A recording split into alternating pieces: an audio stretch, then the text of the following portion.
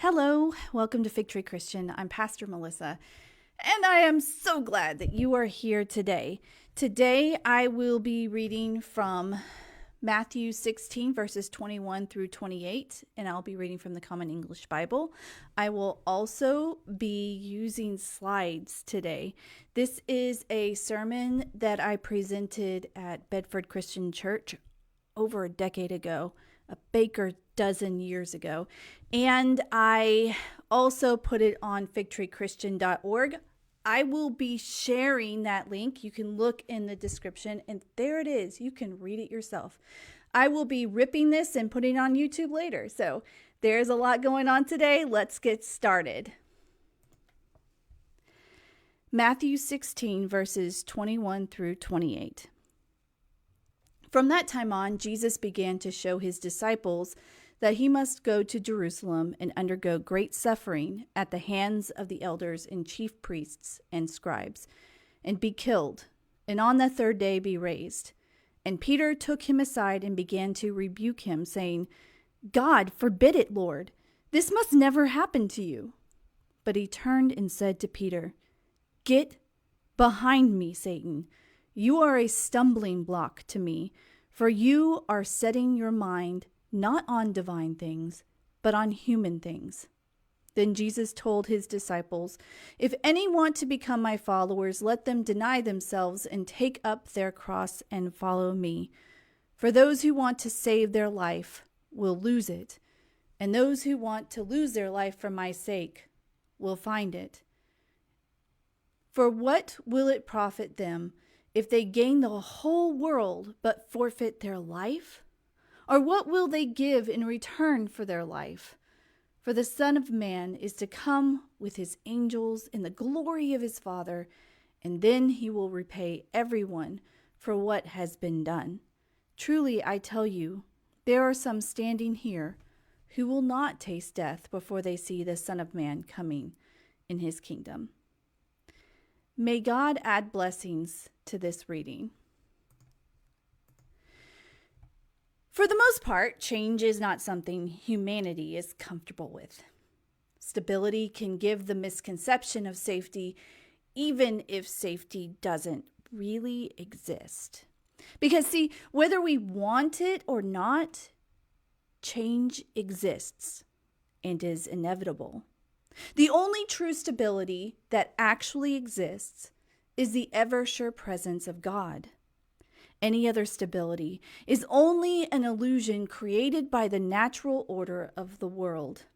The reason we naturally fear change is not because of what change may bring, but what it may leave behind. Change is a form of death. To move on to something new, we have to let go of something else. Just like any death, we are allowed to grieve and mourn what is lost. I've grieved many things taken by change in my lifetime. It is a natural process. Because change involves a death of something in our life, it also usually leads to a common reaction: anxiety. Anxiety in this form rears its ugly head when death is a topic. Much like the ever-sure presence of God, death sticks around. We try our hardest to avoid the topic, and ultimately, it makes us anxious. Now, anxiety is really, in this form, is really a form of fear. When we fear something we have no control over and don't know how to overcome it, it takes the form of anxiety. Even though anxious people are fearful, they often show their anxiety in anger, probably because anger gives the illusion of power. Do you want to know where deception, sin, and Satan live? In anxiety. In anxiety, because anxiety is built on unsure footing. The footing of believing stability comes from the natural order and not from God's order.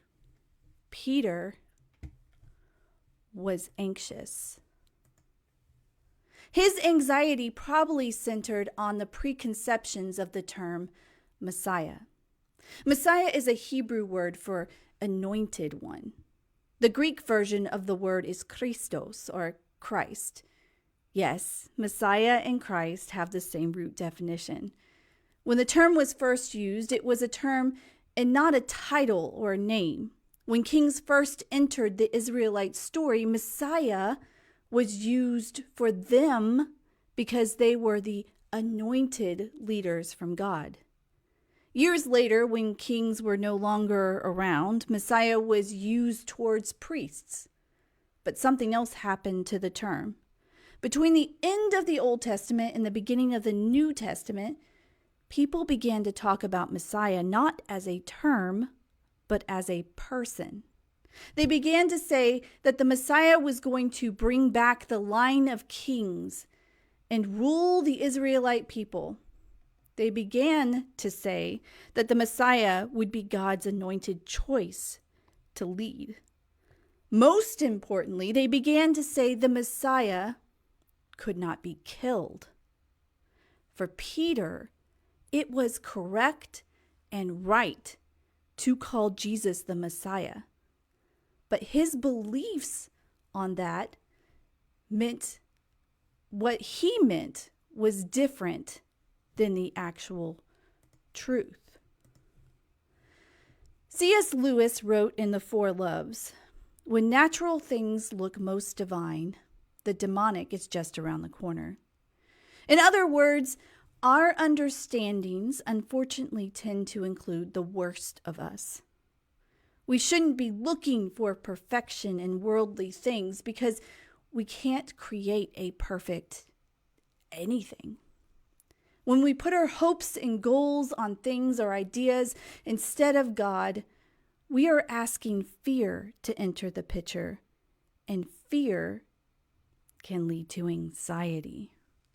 Anxiety is what we want to stay away from. Yes, it's hard to change. There is so much in life that changes, and we don't want to let go of the few things that appear to remain the same. Sometimes the things we cling to most earnestly are perceptions and ideas. Peter correctly perceived that Jesus was the Messiah, but his idea of what that meant was wrong. When Jesus told the disciples he had to die because of what he was, it made Peter anxious, and he acted impulsively. Instead of understanding what God's plans were, he reverted to the human plan. The human plan was Christ could not, would not die. Because anxiety drove those words, Satan lived in Peter's response to Jesus. Yes, the rock that would be the foundation to a new church could be corrupted. And we all know if Peter can be corrupted, so can we. Get behind me, Satan, in English. It sounds like a harsh reaction to Peter's anxiety. By itself, it really sounds as if the phrase adds more fear and anxiety. So why would Jesus respond like that? Why would Jesus buy into Peter's fears? Because he isn't. The real truth is in the Greek. Something is lost in translation when we read the words in English. That phrase, "Get behind me, Satan," calls back memories of two prior experiences. The first is a reminder. The behind me part of the phrase is nearly identical to the call Jesus first gave to the disciples when they first met. Follow me. The first problem was Peter was not following Jesus, but following popular ideas. He had to change his idea of what the Messiah was. There it is. that change word again. And Peter was not ready to deal with it. Also, the truth was that the disciples were going to follow right behind Jesus. Most of them would eventually be able to perform miracles in Jesus' name and follow Jesus to, yes, their own cross. The human path feels so good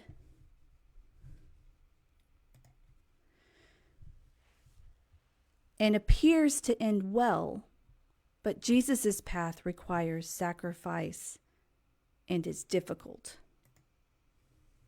The second, the get Satan, is nearly identical to when Jesus was tempted by Satan in the wilderness, and Jesus told Satan to go away. Do you think that temptation ended for Jesus when he finished his 40 days in the wilderness? Nope. Think of what kind of temptation rested in Peter's words. When you know that your life is going to end the way Jesus's did, hearing that death could be cheated had to have been alluring. Back to C.S. Lewis's words. When natural things look most divine, the demonic is just around the corner. One of the biggest dangers of our anxiety is not what it does to us, but what it does to others. One anxious person can keep an entire group of people from following God's call. That was the power of Peter's words. The behind me was for Peter. The get Satan was for Jesus.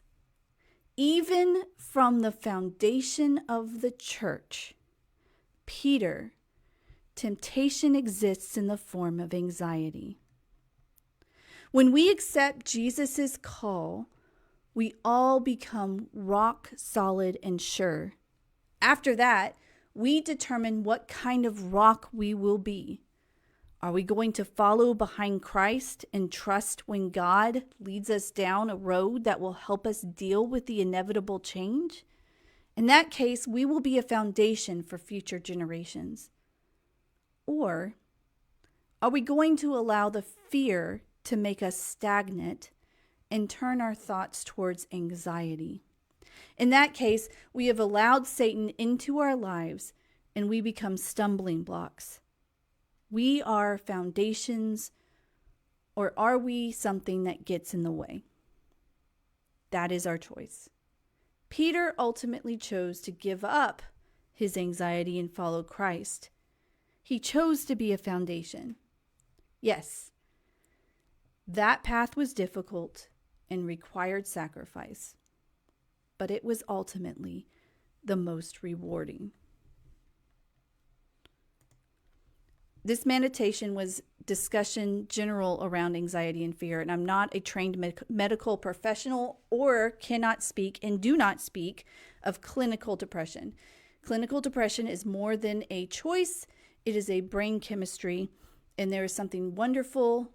People who follow Christ and suffer from, there is some very wonderful people who follow Christ and suffer from clinical depression, and my hearts and prayers goes out to those warriors of faith. Okay, I had to add that last part because sometimes we can get caught up in clinical anxiety versus general anxiety, and I wanted to make sure that we were clear that I am not talking about clinical anxiety or depression. And we're talking about how anxious feelings come upon us when we are dealing with change. I want to talk for our, let me back up just a little bit. For our current event, I generally said, I have no idea what to talk about. And my husband said, floods. Why can't you talk about floods? If you're a minister and can't talk about floods, then what kind of minister are you? So, okay, fine. Floods. Let's talk about, because there's been a few. There has been the hurricane. There's also been the Burning Man floods. If you don't, I think everybody knows about the hurricane floods that went through Florida and Georgia and up the coast. You might not be aware that Burning Man recently happened, but was cut short because of epic floods in Arizona that flooded the desert, and they're dealing with muddy ground that has water 2 inches deep, and they can't get to the people to save them. Floods are a natural order kind of event, and they happen scientifically for a couple of reasons. The first one being when so much water drops at one time, it has nowhere to go. It can't go into the earth, so it just sits on top of the earth. And water is one of those elements that can cause major damage. Usually not when it comes to hurricanes, the water comes in. It's when the water gets pushed back out because it leaves with such force. It grabs things and pulls it with them. Forced change in a very real way.